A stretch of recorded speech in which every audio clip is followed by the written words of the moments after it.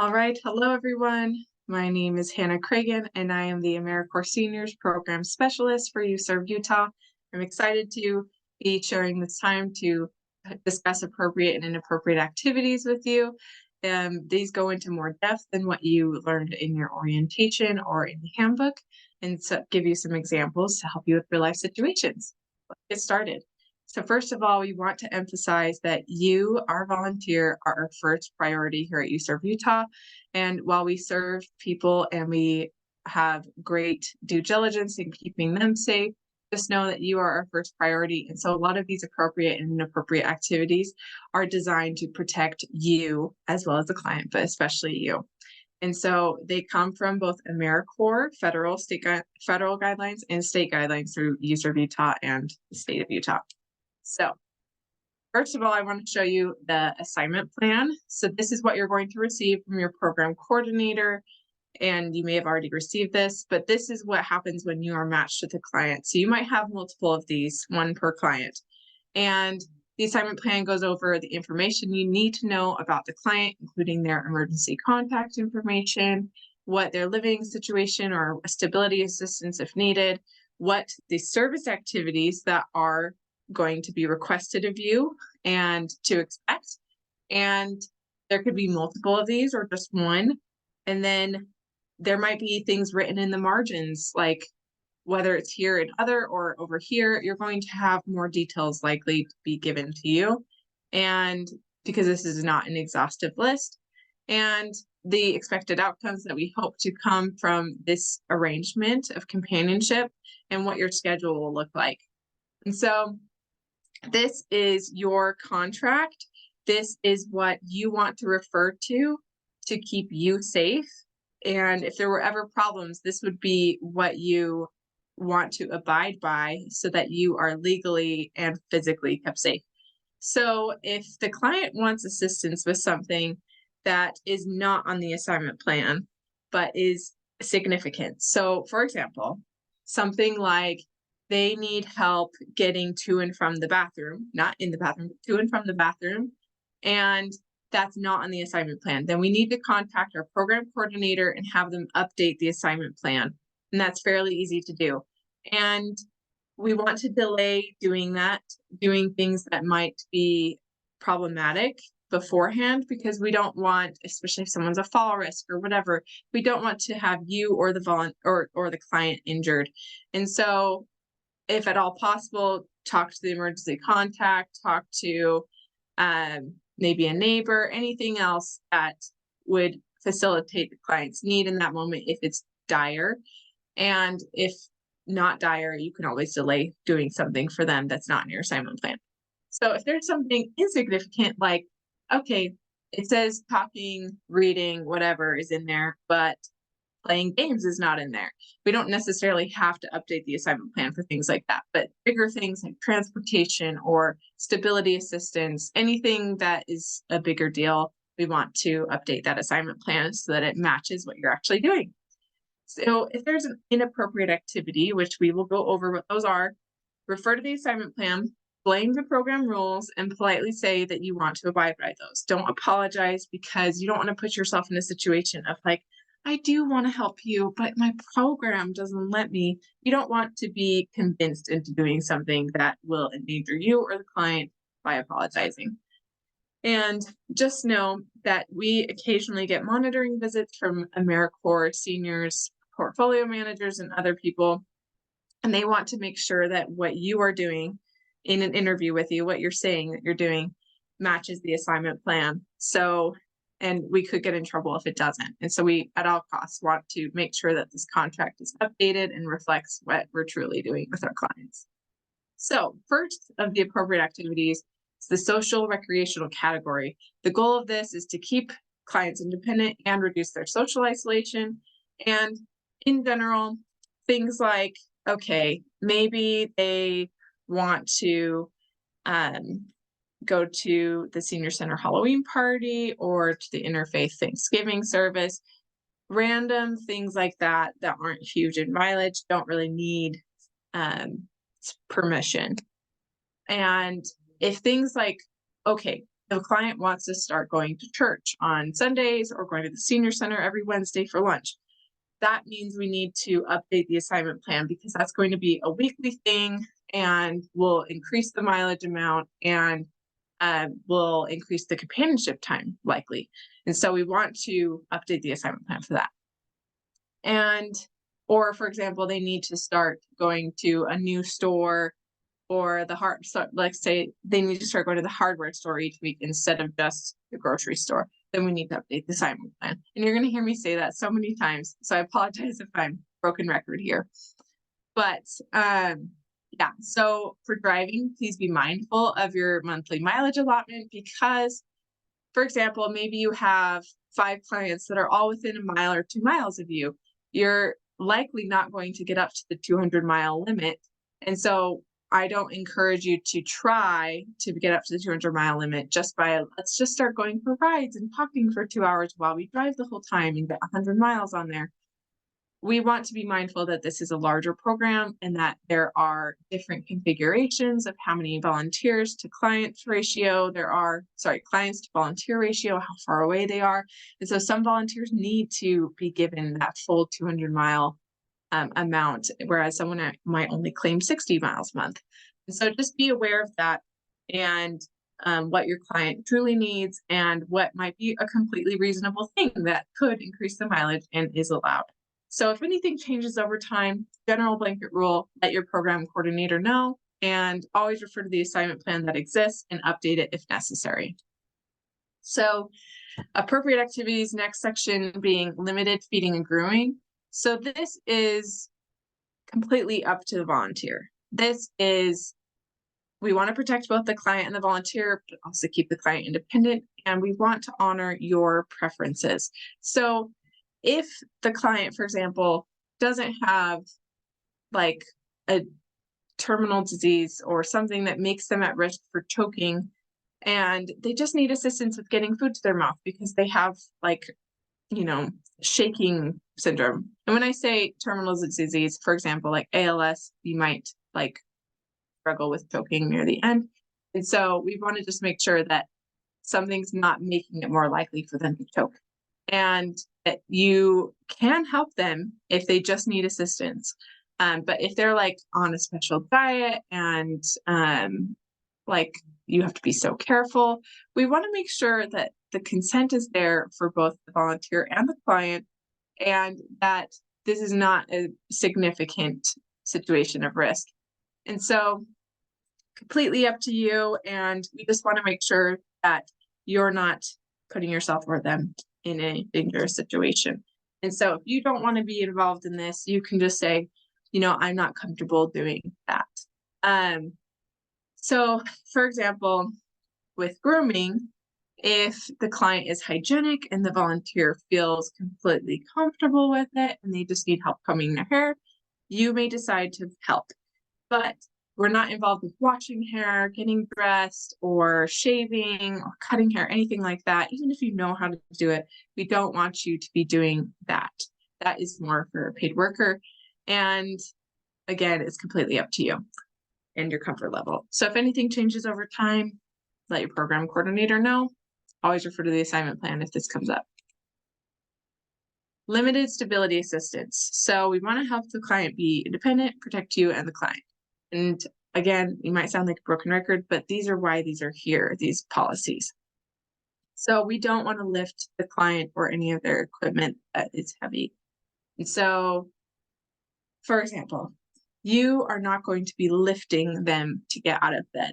But if they are already able to sit up in bed and move their legs to the side and just need help standing up, and you just need to lend an arm, then you may help them get up. Or if they can get to the car, open the door, and they don't need help lifting into the car, they just need a steady hand, again, you can help. Or getting to the bed, getting to the walker from the bed, that kind of thing. We just want them to navigate things on their own, especially inside of the bathroom. But you are allowed to help them get to these places and not lifting. Hopefully that makes sense. My quote is always, you can help them get to the bathroom, but not help them in the bathroom, or you can help them get in and out of bed without lifting them. So again, you can always refer them to resources if they need help with this, and this is out of our bandwidth. And if this client starts out not needing this help, but 6 months into the assignment, they start needing assistance with lifting, that's where we need to talk to the program coordinator and get help from another resource. Medications. So the key is reminder, you are not administering the medication. So we want to keep them independent. We want to make sure that you're not in a situation where you are blamed for taking their medication or giving the wrong medication, or having medications interact because it was the wrong time. And so you are allowed to remind the client to take their medicine if that is part of your assignment plan, but you are not allowed to grab the medicine or open it or hand the pills. So you are not touching it ever, just because that's where things can happen of maybe it's the wrong one, or maybe you're blamed for taking some, etc. So here's an example. At 3 p.m. you're going to be there, and that's when they're supposed to take their whatever. You are allowed to let them know, but you're not touching the pill pack, you're not touching the bottle or anything like that. And if they're unable to do those things themselves, punch it out, open the bottle, whatever, that's where we need to talk to the program coordinator. And if it's an immediate need for that medication, that's where we need to be contacting the emergency contact or neighbor, family member. Someone should be able to come and help them, and they need home health care or something to facilitate that. There's also these automatic dispensers that can pop out the pill at the right time and make sure it's the right pill. And so maybe the family member could buy that. But yeah, we're not touching it ever. Treatment and exercise. So this is kind of like the physical health section. The policy being that we can drive the client to appointments, which could be anything from doctor's appointments to physical therapy, dialysis, and that's not an exhaustive list. And it's up to the client if the volunteer comes into the appointment with them or just waits in the waiting area. You're welcome to do either. It's just up to the client's consent. And for the exercise, so you can both encourage the client to exercise and just be a steadying hand, or you can participate in an exercise with the client. So Susan over here is doing chair yoga. Maybe you are remembering some things from the videos you watched from our training and want to do those with the client, and they've been cleared by their doctor to do those. You can participate, absolutely. You can both watch the video, but consent must be given by both parties and adhere to the doctor or family's recommendations. And so, for example, they wanted a client to be able to go on walks, but they didn't want the client to go further than a block. And so because of fall risk and stuff, and so they just always just kept circling the one block. And that was their specific instructions of like, make sure they're safe, join them, and make sure they don't go too far. Give them that company and that exercise at the same time. Again, if you start out with an assignment and the client's ability changes over time, whether due to a fall or to progressing disease, let the program coordinator know immediately and ask for help. And if they start needing to make more trips to the doctor or go to the hospital for surgery, those are bigger mileage and time commitments. And so just update the assignment plan with the coordinator. Nutrition. So this is where people have some questions of what's allowed and what's not allowed. So we want to help them be independent, and we want the client to be involved as much as possible in the process. So you can help prepare food, and it's going to be light food prep. Okay, so you can warm up their senior center Meals on Wheels lunch. You could make them a grilled cheese sandwich or peanut butter sandwich, or simply just pouring the canned food onto a plate. But it's inappropriate to cook a full meal, be topped in vegetables, heavily involved in meal preparation. You're not there to be their personal chef. This is just assisting with making sure that the food that is basically ready is prepared for them and in front of them if they're unable to move. And you can help with meal planning. So, for example, like, okay, you have Meals on Wheels these days. What can you do on Tuesday, Thursday? Um, well, it looks like you have canned tuna and bread. Let's make sure that you use that before it expires, whatever. You can help with that. For example, um, if they weren't hungry and they didn't eat their Meals on Wheels meal, then you could just label the date and say, throw this away by 3 days from now. But if they have lots of things in their fridge that shouldn't be there, or maybe they're recommended by their doctor to start a new diet, but they're not doing it, you're not there to force decisions or to make a random overhaul of cleaning out their fridge. That's not what you're supposed to do. You're just there to support them and support in the little things. And so just be aware of where these boundaries kind of are. So maybe they're curious if, like, I'm not feeling good. My doctor says I need to eat more dairy, but I don't like milk. What are the other resources that I have? You could tell them all the other different ways that they could get dairy, cheese, cottage cheese, whatever.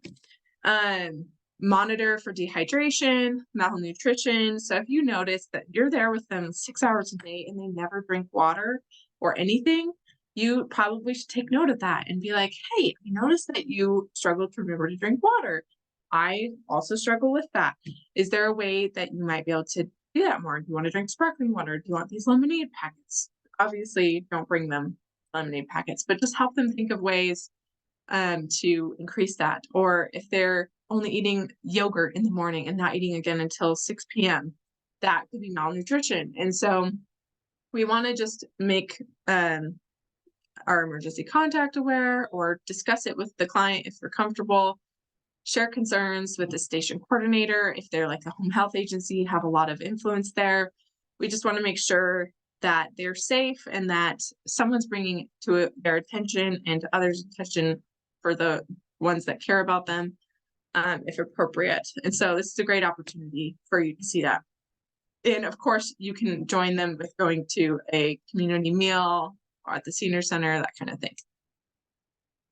So errands and light shopping. We want to keep the client independent, but we also want to be mindful of the 200-mile reimbursement limit. And so we understand that you can't get everything at Sam's Club and you can't get everything at Smith's. And so it requires some planning, but we ask that you limit grocery trips to one store per week and preferably the one closest to the client's home. Like, yes, things might be $1 cheaper for these items at Smith's, at Walmart, and then their other items are $1 cheaper at Smith's. Just know that it can even out, and that if they want to alternate stores, just do it by week instead of all in the same week.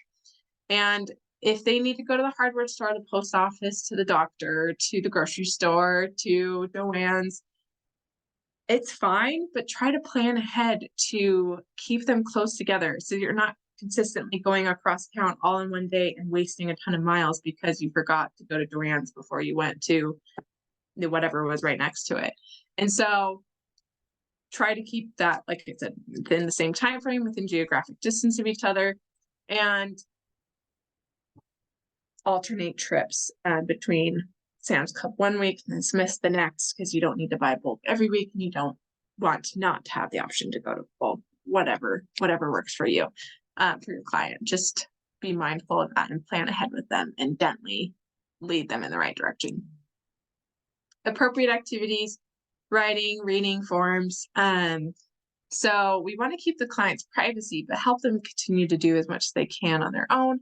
And so this needs to be in the assignment plan, what is expected and what areas of their life. And so let's say they have vision impairment and this client needs help with reading her bills, that she doesn't miss them and knows how much to pay on them. So she's given permission in her letter of agreement that the volunteer is allowed to view her utility bills and her doctor's bills. And the volunteer is aware of that, but the volunteer is not involved with the handling of finances or decision making. They're just reading the bill. They're just helping them get to the website or get to the place where they're going to be paying the bills, but they're not.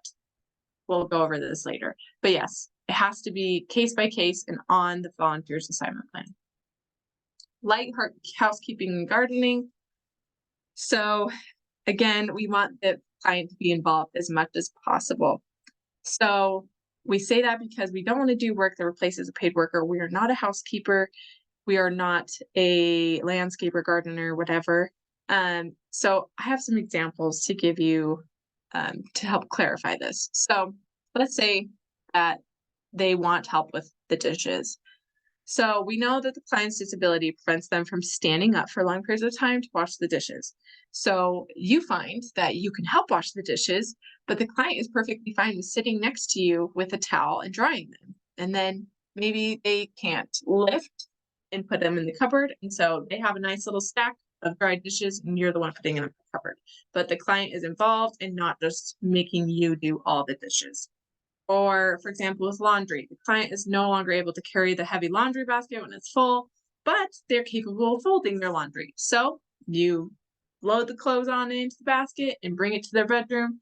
The client folds the laundry. You guys chat. They can do it. They can fold the laundry outside of the time that you're there, or they can do it while you're there. But you're not doing their entire load of laundry and doing everything for them. Or with gardening. So they're a homeowner, the client pays a neighbor teenager to mow their lawn, but the volunteer says, yes, I'm willing to weed the 3 weeds that you have in your cute little front garden space. But you're not there to weed all of their dandelions when there's 30 of them crop up during summer. You are not, first of all, that hurts my back. And so we just want to protect you and make sure that you're not doing more than just very minimal, light help. And in this case, the client might not be involved, but they are helping with taking care of other things by like paying the neighbor boy and finding, problem solving, being a homeowner, that kind of thing. So information and advocacy.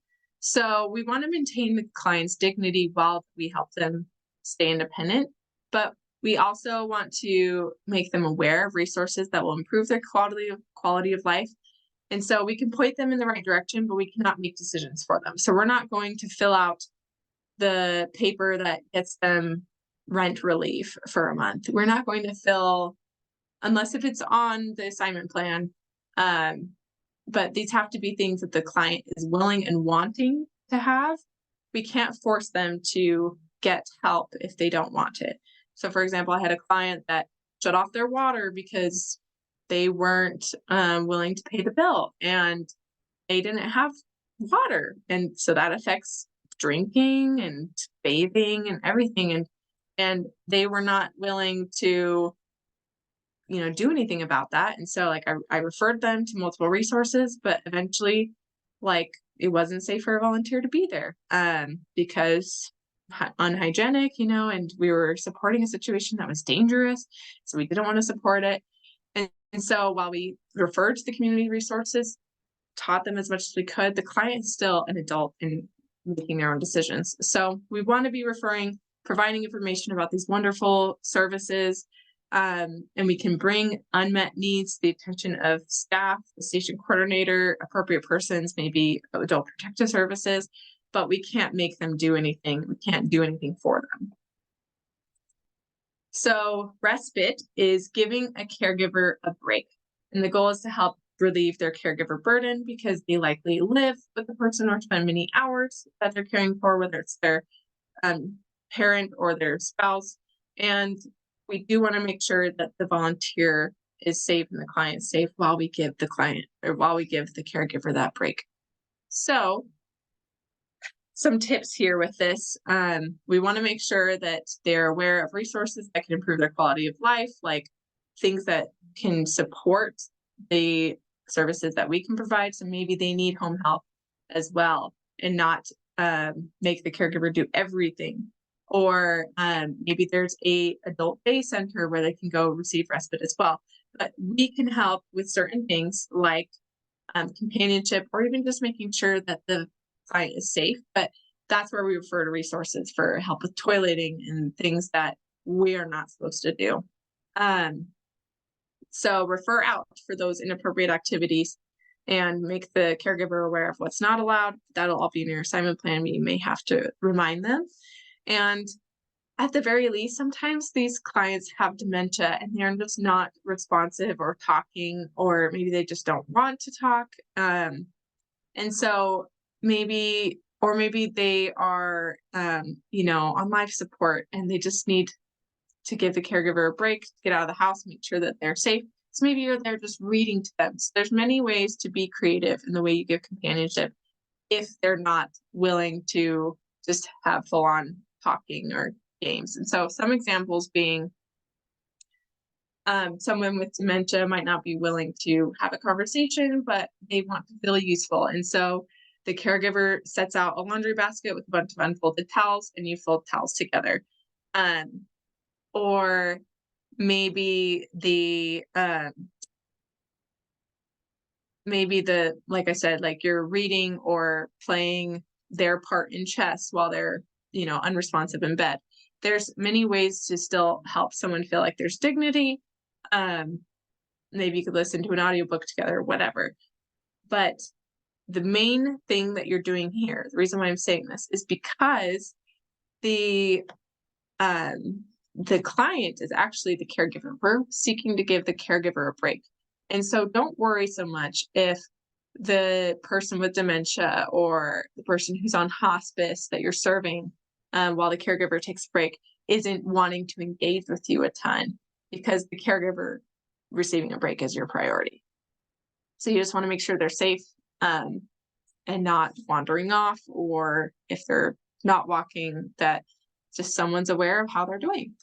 And bring any unmet needs, or so like neglect or unintentional neglect, signs of abuse, or being asked to do inappropriate service activities from the caregiver, or any situation here. This is where you want to talk to the program coordinator, because it's very tricky and you don't know what's intentional and what might be unintentional, like with neglect. But there's lots of great caregivers out there. And so you never know, just know, always discuss with your program coordinator and you can make a plan if you witness anything that needs to be fixed. So inappropriate activities. We're just barreling through this. So paid professional services, anything performed by a doctor or nurses, such as like actually giving the medications or cutting toenails or checking vital signs. That's all going to be done by medical professionals. Or giving medical or nutritional advice contrary to what the doctor has recommended, like just because eating this healed you, it might be detrimental for the client. And so, but just follow what has been instructed. Discouraging the client from following the directions given by medical personnel. So I can't think of an example, but just your own opinion here doesn't matter in terms of you just want to follow what the client has been told to do by family or doctor. Yes. So physically restraining a client without a physician's order and without the supervision of an RN, LPN, this shouldn't come up. But if someone like was in end stage dementia, like this shouldn't come up. But again, you just don't want to do anything on your own. Get yourself safe is the priority. And assistance with toileting, bathing, lifting, again, all paid professional stuff, changing sheets, you should not be doing that. More paid professional services. This is more like custodial or house repairs, that kind of thing. We don't want you to be cleaning their house, majorly washing windows, snow shoveling, lawn mowing, doing heavy chores, anything that a housekeeper, maid, or whatever you call it would do. With religion, we love that you're passionate about your religion if you have one, but don't try to convert your client or be converting while you're with your client to other people at the grocery store. You can take your client to church, but if it's your same religion or you disagree with it, you are not supposed to participate in the worship service while accompanying the client. So you can be there, you can sit there, but don't be raising your hand or giving a speech or giving a talk or whatever. Lobbying. And of course, you can do this on your own time, but just when you're with the client, don't be doing this. Lobbying or doing any political activities, including taking the client to vote, are not appropriate. And so maybe you could drive the client to their local clerk's office and they fill out their absentee ballot, but fill out the application for receiving an absentee ballot so that they can get it on their own at home and mail it on their own at home. And so we want you to not be involved with political or religious. So these next few are overstepping boundaries, like using the client's car. You should only be using your car or public transportation if that's necessary. If you are only supposed to be there 2 hours a week and you're staying for 5, that's not appropriate. Or if you've done everything that you said you'd do with like transportation and you've already had your time for companionship, don't stay in the house longer than you're supposed to. And discussing the client's personal life details, even the fact that you are a volunteer, is a like a protected right of knowledge. So with anyone, whether it's their neighbor or your friend or anyone outside of the coordinator, you don't need to be discussing details with them. Even if you know them or know their family member. Or so, for example, if you were going to visit your client and as you're walking up the steps from the street, a neighbor passes and is like, "Hey, I see you coming here a lot. Why are you here?" You don't need to say, "I'm a volunteer with this program. She needs companionship. She's alone." Just be like, "Oh, I'm a friend just visiting." You don't need to go into detail. You don't need to give them, you can obviously be polite, but you don't need to give that information. And these are my little gossiping people. We don't want to do that because you don't know what could be compromised. You don't know. It's just better never to say anything about it. And so don't tell names or don't tell your spouse when you're driving by, "Oh, that's my client's house," kind of thing. We want to protect the clients. Heavy lifting. So we've got Gary over here lifting some dumbbells. That's not what we're talking about. Even if you're capable of this, we don't want you to lift. So that includes the client.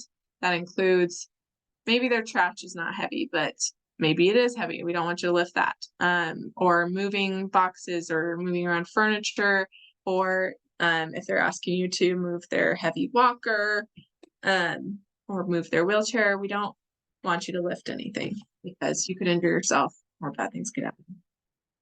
Guests. So we have cute little Rover over here.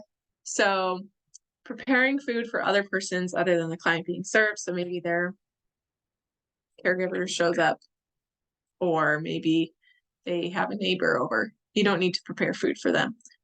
And you don't need to clean up after them either. You are solely responsible for the client, helping the client. And you don't want to bring your niece or your best friend or your cousin or your dog to the client's house. We want to protect them, and you are the only person assigned to be there. So be respectful of that. Even if they want your dog to come over, you shouldn't bring your dog, because you never know. If your dog's never bit someone in 30 years, they could bite that person today, or they could give them fleas or something. It's just, you never know what could happen. And so just don't. Even if your dog's super cute, just don't. Smoking, drinking. We want to avoid doing that ourselves while in the client's home or while they're in our car. Alcoholic beverage, same thing. And then if they want alcoholic beverages, you are not supposed to drive them to the liquor store, and you're not supposed to buy things for them. So if they ask you to pick up some beers on the way to their house, don't do that. If they choose to get that while they're grocery shopping, that's up to them, but you are not providing access to that. Same thing with tobacco products. You should make sure that they are checking with the family member if they have a legal guardian. If it's deemed a hazard by their doctor, don't facilitate that. If not, for some reason it's part of, like, it's allowed, you can buy that for them, but don't do it without permission is what I'm saying. Soliciting or gifts. So this section is pretty tricky. So let's say you have Amway, or your granddaughter is doing a fundraiser, a bake sale, or the client wants you to deliver packages for their little crafting business. You don't want to be facilitating any of that. Your client is not your customer, and you are not their business partner. And so we don't want to do any kind of exchange of goods or funds on their behalf or with them. And we want to point them to resources, not to businesses. And so if there's a free housekeeping service to the government or a low-income housekeeping service, sure, point them to that. But if you know that you'll get, like, you don't want to point them to a paid companionship service, unless anyways, you're just supposed to support them with resources, not with things that it will make them, that they should be making that decision themselves. And you cannot accept tips from them or their caregiver or whoever is representing them. And gifts, you cannot accept anything besides cards. And now this one always rubs people the wrong way. It's like, well, we really like each other. We really want to show our care for each other. Well, things have happened where, for example, one of our clients had decided that they wanted the volunteer to have this necklace for Christmas that was like a Christmassy necklace. And well, the family member finds out that their mom gave away the necklace that is worth a lot of money, and that she was a gift to her and not for anyone else. And so now she's angry and is like, did the volunteer steal it? Did she convince my mom to give it to her? And just a whole fiasco happened. And she wanted it back, that kind of thing. And so it was just opened a whole can of worms. Or, for example, so that's on the receiving end. So just cards are great. Sometimes they want to give you food and you don't know how clean they are, or if it's been expired, like if they used expired milk, so you could get sick. So the general rule is do not accept gifts and don't give gifts. The example for giving gifts, I had a volunteer who said, I just want to sit down and have coffee with my companion. And so he started bringing coffee to his companion. And then one week he didn't bring the coffee, and the companion was like, where's my coffee? And the volunteer was like, wait a second, that was a gift from me. Like, that's not an expectation. That's not part of this AmeriCorps Seniors process. Like, I was just giving that to you because I like to have coffee when I talk to people. And he was kind of offended, and it kind of hurt the relationship a little bit that he was just expecting it. And so in general, gifts kind of cause problems. And so don't do it. Don't give or accept gifts or tips. And again, if you want to show your love for them, cards are great. Client finances. This one is the main policy that you just want to remember is you're never handling or seeing funds, whether that's cash or card or bank account, and you are never lending or borrowing money from the client or someone representing the client. So, for example, the client needs help paying a bill due to their vision impairment. They want you to read out their card number to the phone payment option. So that would involve you seeing the numbers and holding the card. And so instead, if you know where they can pay the bill, whether it's at the eye doctor where they need to pay it, or at the Smith's cash register or at the bank, you can drive the client to that location and process their payment, and the client can hand the paid worker the card. But if that's not all possible, then just tell them, I'm not comfortable doing that. I'm not allowed to do that. And I will make sure that your emergency contact is aware that you need help with this, and someone else will help them. Another example is the client wants you as the volunteer to take cash to the grocery store to buy specific items and return with the receipt and any change if necessary. And so you're like, okay, well, they would see what I bought. And if they brought the amount back that they expect it to be, well, there's some gray area there because something could cost more than what they have, or something could cost more than what they expected. So there's less change you're bringing back than what you were told that you would bring back. And while you might be an honest person, they might be forgetful and might blame you. And so you don't want to be involved with that. So the solution could be you drive the client to the grocery store and they make payments themselves. Or you find out that there's a way to order through an app or online from Smith's, or you can ask their nephew to do that for her online if both of you don't know how to do that. And maybe she reads the card number to him out of a separate situation where you're not there, and you just pick it up on your way to the client's house because it's not out of the way. So those are the options that you have. There's multiple situations that could arise, but basically don't handle cash. Even like something like a sealed envelope for the birthday card for grandkids has some cash in it. You don't need to be taking this on their behalf to the mailbox. You can drive her to the mailbox while she's holding all of them and she puts them in herself.